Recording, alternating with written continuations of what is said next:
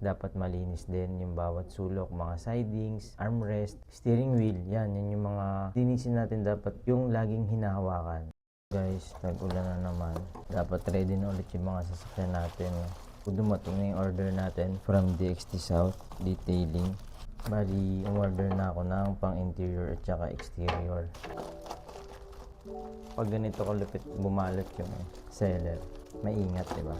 Ganyan dadating sa inyo ng sira or may problema. First layer pa lang yun.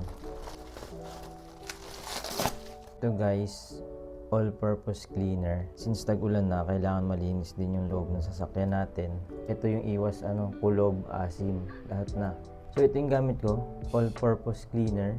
May free na sponge to, yung double-sided na sponge. Brush na siya, tapos microfiber yung likod. Ako nga minsan ginagamit ko to sa engine bay. Minsan nga guys, mas mahalaga pang mas malinis yung loob eh. Ilang dapat labas yung iniingatan natin, no? Hindi tayo puro dapat perfume or air freshener.